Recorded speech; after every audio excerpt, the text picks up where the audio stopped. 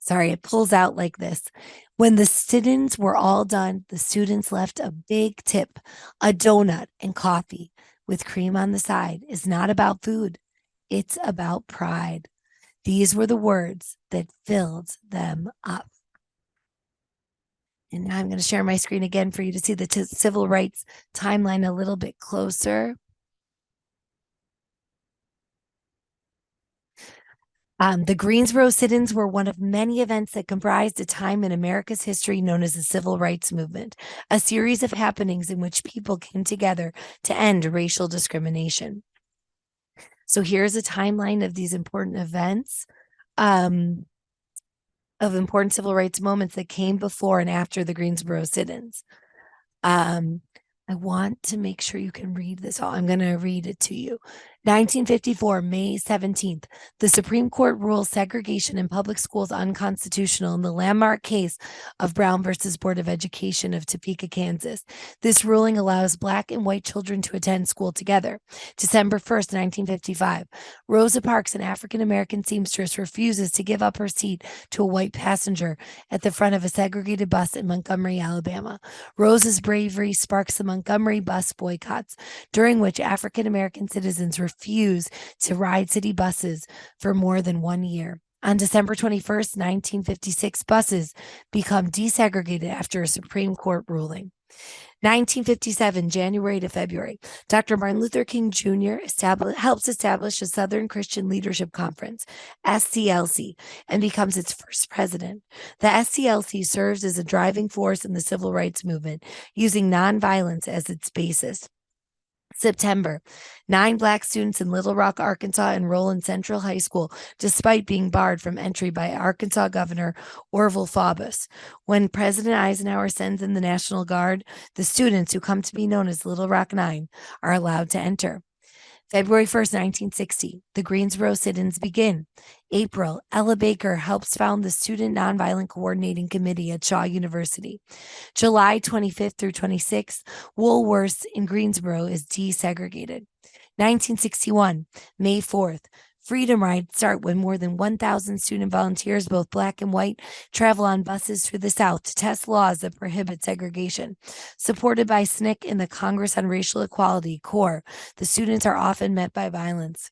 1962, October 1st, President John F. Kennedy sends thousands of federal troops to help drive back angry mobs at the University of Mississippi, where James Meredith is the first African-American student to register.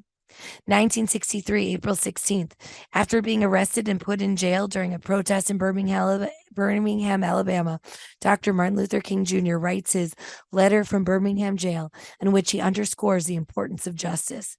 May 2nd through 4th, thousands of school children in Birmingham, Alabama march in the Children's Crusade, a protest of the arrest and jailing of Dr. Martin Luther King Jr. August 28th, Dr. Martin Luther King Jr. delivers his world-famous I Have a Dream speech, while hundreds of thousands of listeners gather at the Lincoln Memorial as part of the March on Washington.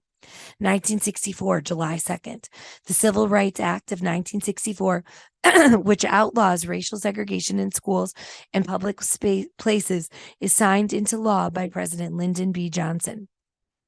I want to read you one more page that they include here, a final helping. And this is a picture. It says pictured here, left to right, Joseph McNeil, Franklin McCain, William Smith, and Clarence Henderson, who sat at the Woolworths lunch counter on the second day of the sit-ins. David Linnell Richmond, Joseph Alfred McNeil, Frank Eugene McCain, and Azel A. Blair Jr., now known as Jabril Kazan, were students at North Carolina Agricultural and Technical State University, a historically Black college. Frustrated by segregation and eager to bring about a change, they sparked a series of sit-ins that lasted for a period of years and spread from the South to the northern and western states throughout America. By August 1961, more than 70,000 people took part in sit-ins. They were Black and white, men and women, young and old, all passionate about the cause for equal rights. These sit-ins closely followed Dr. Martin Luther King Jr.'s strong belief in bringing about social change through nonviolence. Dr. King's conviction in the peaceful resolution of conflicts was inspired by the teachings of Indian leader Mahatma Gandhi, who believed that freedom could be won with peace. Dr. King carried this message publicly when he outlined the nonviolent protest approach as a means to guide participants in the Montgomery bus boycotts of 1955 and 1956. Dr. King's words served as guides for future protests, marches, rallies, and the sit-ins that began in Greensboro, North Carolina. Some disagreed with Dr. King's philosophy, though many embraced its value in moving civil rights forward. Ella Baker, an activist employed by the National Association for the Advancement of Colored People, NAACP, worked alongside Dr. King on several civil rights initiatives. With Dr. King and the Southern Christian Leadership Conference, she organized the Crusade for Citizenship, a voter registration campaign that took place on February 12, 1958, and encouraged Black people to vote. 2 years later, Ella mentored the college students who were involved in sit-ins and helped them organize. The 3-day student leadership conference that took place at Shaw University in April 1960 hosted more than 200 students from all over the South. During the conference, the students formed the Student Nonviolent Coordinating Committee, SNCC, to keep the cause for equality pressing onwards. In June 1960, Ella wrote an article for the Southern Patriot newspaper, which said, "Sit-ins and other demonstrations are concerned with something much bigger than a hamburger or even a giant-sized Coke. Negro and white students, North and South, are seeking to rid America of the scourge of racial segregation and discrimination, not only at lunch counters, but in every aspect of life." One of the most enjoyable parts of writing about real-life events is the research involved and the details this research reveals. Like life itself, history in the making is not a perfect science. And interviews and oral histories of the Greensboro sit-ins vary on the details.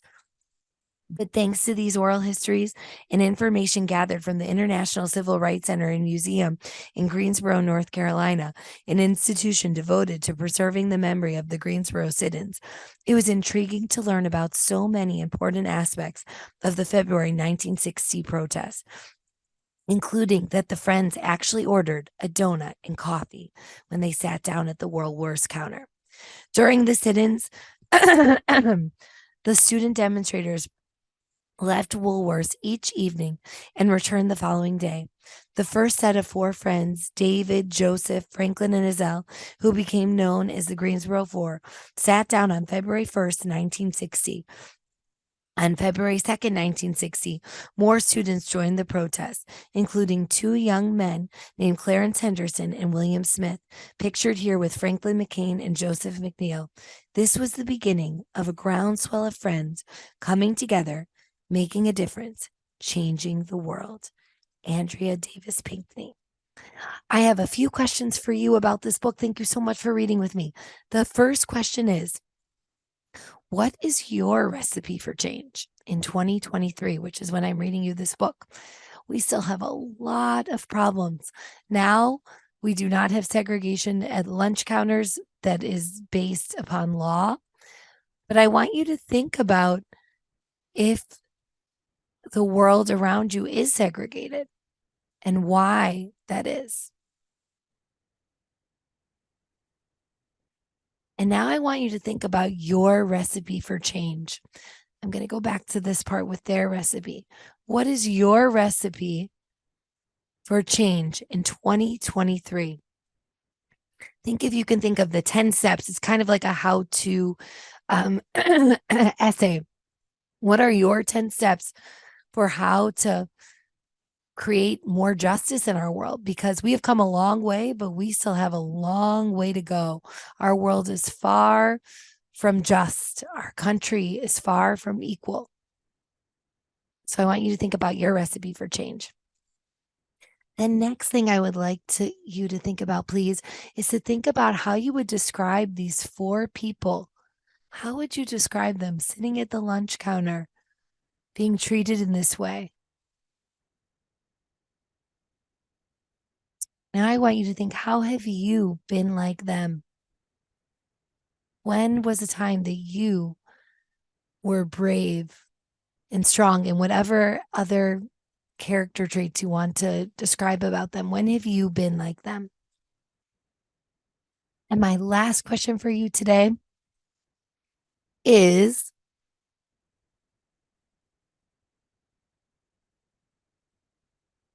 what do you think made them decide to have a sit-in? How do you think they came up with that idea, a sit-in? And how is that different than some of the other things we've talked about? Um, like the book I just read you called The Sweet Smell of Roses about marching. How is a sit-in different? And when or how can you use that strategy to create change? Thank you so much for listening with me today, Pan American readers. I adore you all. And I'm going to leave to go meet Ms. Mason and hopefully some of you for our Martin Luther King Day of Service. Thank you so much and have a wonderful day. Happy reading, everybody.